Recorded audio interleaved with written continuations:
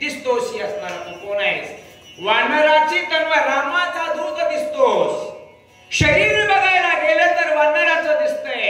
स्वामी कोण्या कामानिमित्त तुम्ही आलात कृपा करून सांगा. पण एक लक्षात घ्या, ज्याचं भावना निष्ठा आहे, ज्याची भक्ती निष्ठेची आहे, तो प्राण गेला तरी खोटं बोलत नाही. काय घडतं पुढं ऐकूया.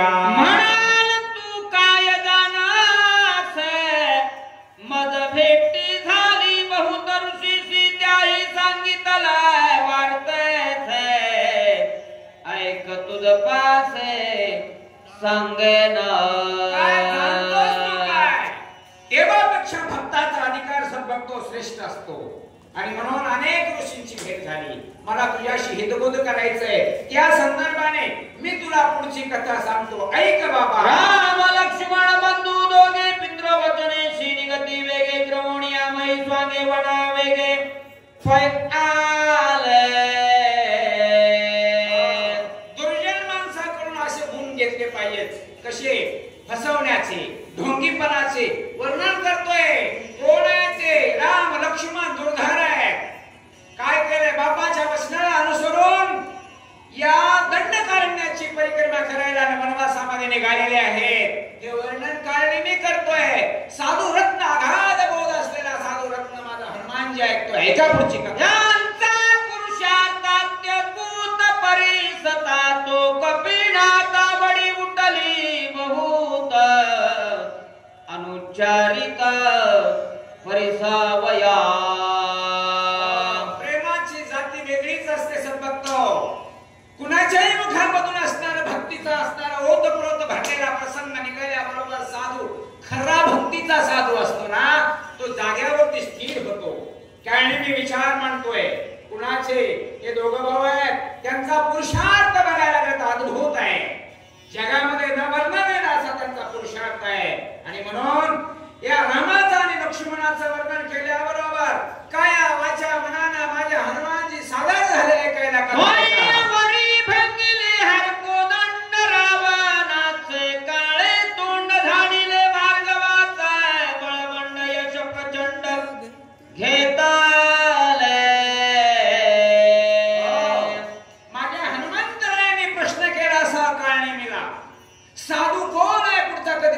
लक्षात घ्या. ज्याची भक्ती शुद्ध आहे, चौकट आहे, तो माणूस पुढचा चांगला आहे की वाईट आहे बघत नाही. त्याच्या मुखातून निघालेल्या शब्दाकडे लक्ष देतो. माझ्या हनुमंताने विचारला प्रश्न. काय केलं ते हनुमान प्रभू रामचंद्रानं? सीता स्वयंवर करण्यासाठी तो धनुष्य तोडला. सीतेनं रामाच्या गळ्यात माळ घातली. अनेक पुरुषार्थी वीर आले होते त्या ठिकाणी. तो कोण? अहमरूपी रावणाला त्याचं काळा तोंड केला. भार्गव रूपी कोदंड असणारा, बळदंड असलेला एक त्याचं छेदन करून यश मिळवलं. त्या रामाचं वर्णन करू लागले. ऐका. समवेत दोघे जण वना निघाले, आपण मारुणी राक्षस दारुण वाळी जाण मारिला. ज्याच्या सानिध्यात जीव जातो त्याच्यावरती तशा प्रकारचे संस्कार घडत असतात. माझा निष्ठावान हनुमान भक्त होता. त्या भक्ताच्या सानिध्यामध्ये दुरोपचारी असणारा काळनी आला. पण विचार बदलले. मुखामधून भगवंताचं चिंतन निघतंय. सीते समवेत दोघे जण आले वनवासामध्ये. काय केलं त्यांनी प्रभू रामचंद्रांनी? तर वाई अनेक प्रकारचे राक्षस मारले. कोण कोण मारले? त्या राक्षसांचं नाव घेतलं. मारीच मारला, सुबाहू मारले. वाळी जाण निवटलेला. ऐका पुढची कथा. राज्य सुग्रीवादी दले वानर सैन्या पेसे केले, ते वानर तनो देखिले म्हणून पुसेल उत्तर. भगवान पण वानरांना आपलंसं केलं. किष्किंधेच्या गादीवरती राजा सुग्रीवाला बसवलं. वाळीचं असताना निर्धारण केलं. तुला बघितलं तर वानराची तरुण दिसते. आणि म्हणून तुझ्या मुखातून असणारा रामरूपी शब्द दिसतोय. म्हणून तुला हा प्रश्न विचारावा वाटलाय. कोण विचारतोय? काळने मी धूर्त काळने म्हणू लागलाय का?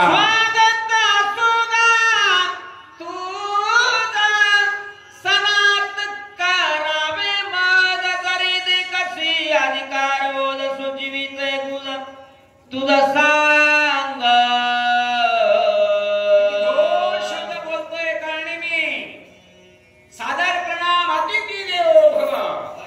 अधिकार तुझा स्वागत असो स्वागत. आणि म्हणून जीवातलं गोज तुला मला विचारा वाटतंय, मलाही सांगा वाटतंय. कारण संत भेटल्याच्या नंतर माझे जातीचे मज भेटो कोणी, त्याचा संस्कार त्याचे विचार आचार द्यावे घ्यावे देवाण घेवाण करावे वाटते. तसं मला आज या ठिकाणी विचारावं असं वाटतंय. सांगा काय काय बोलतात दोघं ऐका. निज कथा ताप समुखे ऐकता उल्हास झाला कपिनाथा जे कोणी सादरता वानर कुटील नाव होता त्याचा, कुटील नाव ज्याला संपवायचं होतं त्या हनुमंताला.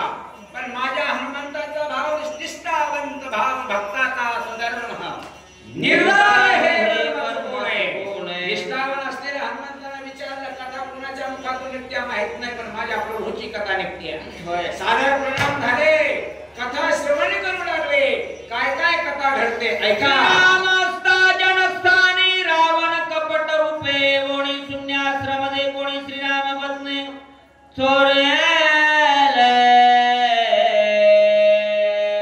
कशा प्रकारचं कपट करायला हे ओवीतून ऐका. कारण मी सांगतो, ज्यावेळेस दंडकारण्याची परिक्रमा करताना पंचवटीच्या ठिकाणी प्रभू रामचंद्राने एक पर्णकुटी असणारी स्थापन केली.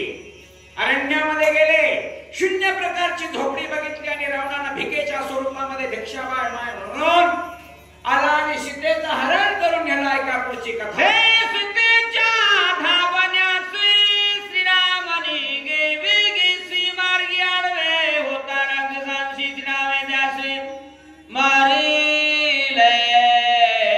भक्ताचा कर्दन काळ आहे, भक्ताचं प्रतिपालन करणारा तो प्रभू रामचंद्र आहे. पर्णकुटी शून्य होती, रावणाला असणारा शून्य असणाऱ्या पर्णकुटी पाहिल्या आणि सीतेचं हरण केलं. माणसावर विश्वास कमी आहे, पण पक्ष्यांचा विश्वास अधिक आहे. पक्षी आडवाला, त्याला रावणानं मारलं. प्रभू रामचंद्रांना ही बातमी कळाली, धावत आले. राक्षस आडवे आले, त्यांनाही असणारं खंडन केलं.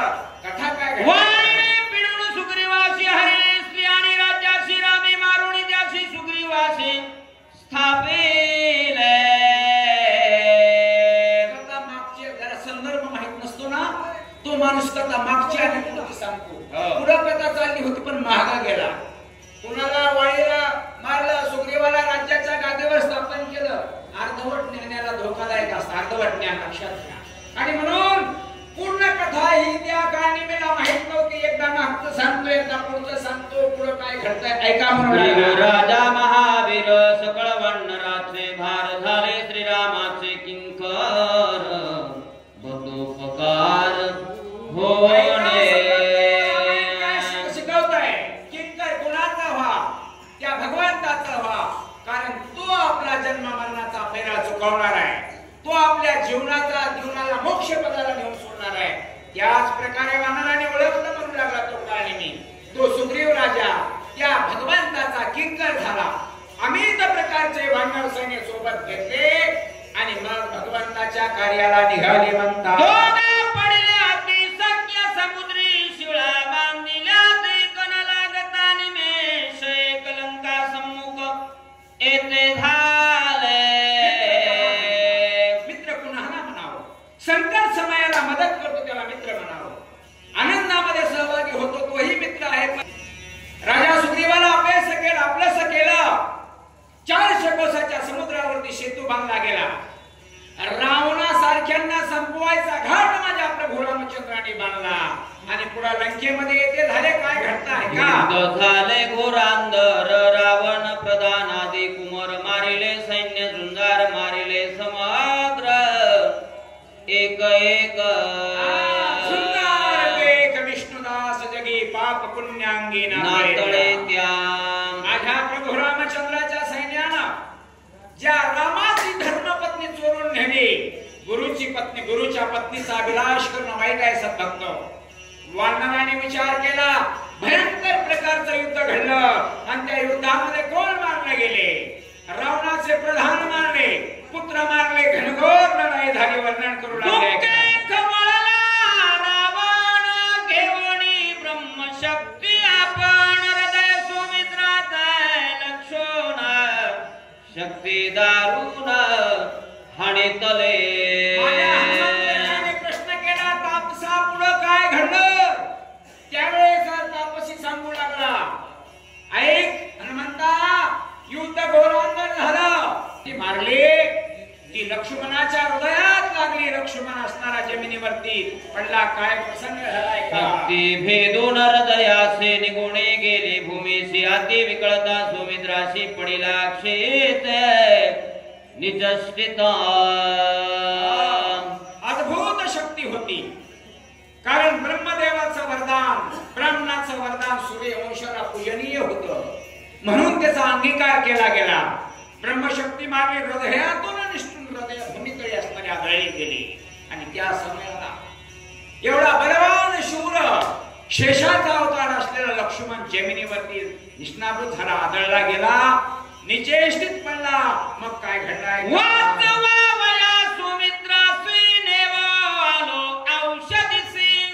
सूर्यनये पा उदयासी मदत्वरेसे जाणे आसे.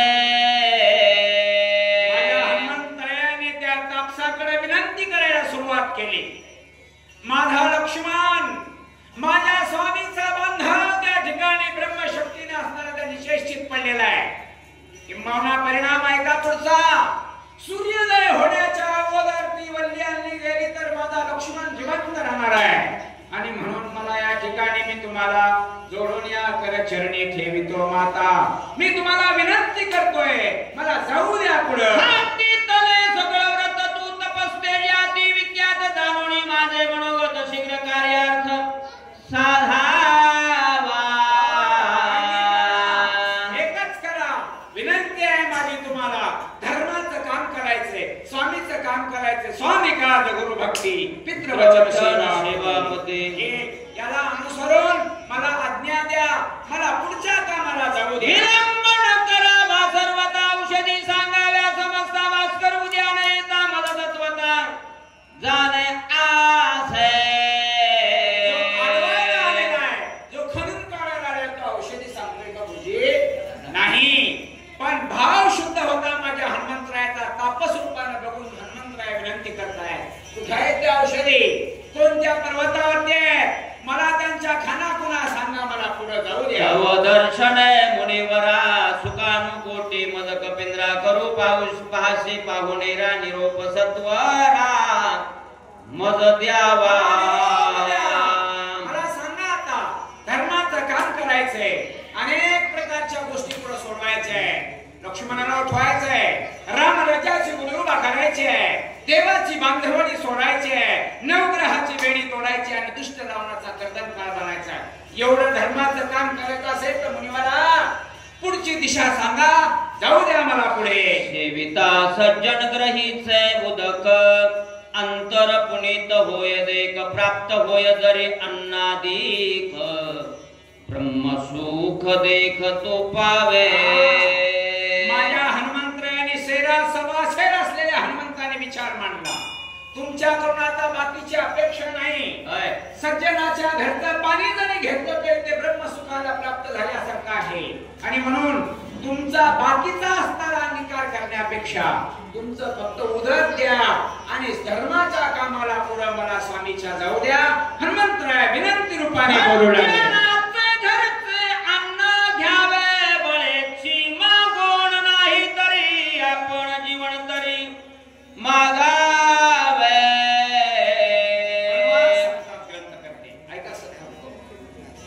ज्याच्या घरचं अन्न जो व्यक्ती जसा असतो त्याच्या घरचं जर अन्न प्राशन केलं तर बुद्धी तशी होत असते.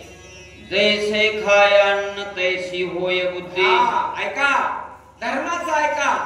धर्माच्या ठिकाणी ज्यावेळेस त्यांनी त्यांचं अन्न खाल्लं होतं, कुणाचं, कौरवाचं, त्या कौरवाचं अन्न खाल्ल्याच्या नंतर त्यांच्या विचार मनामध्ये तसेच आले होते. म्हणून सज्जनाच्या घरचं अन्न सेवन करा, तुमच्या बुद्धीमध्ये त्याच प्रकारे सद्बुद्धी निर्माण होते. दुर्जनाच्या घरचं अन्न खा, तुमच्या मनामध्ये दुर्जन बुद्धी निर्माण होते. पण इथं ग्रंथकर्ते सांगतात सज्जनाच्या घरी गेलं तर जबरदस्तीने त्याच्याकडून अन्न मागून घ्या, बळेच घ्यावे मागून. नाही अन्न दिलं तर फक्त जीवन घ्या. जीवन म्हणजे पाणी तरी प्या, तुमचं कृत कल्याण होईल. आली आहे ब्रह्मादिक सज्जनान्न न पवती देक. हे घडले गा प्रत्यक्ष गोपाळ सकाळ काला करीते.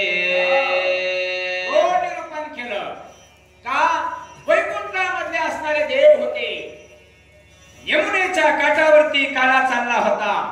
भगवान म्हणाले स्वर्गीचे हमारे इच्छिता ते देव मृत्यू लोकी व्हावा जन्मामा.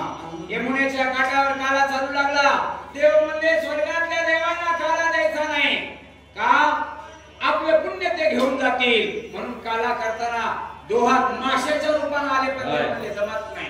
द्यायचं नाही म्हणजे द्यायचंच नाही. आपल्या अंगाला हाता पुसा म्हणाले.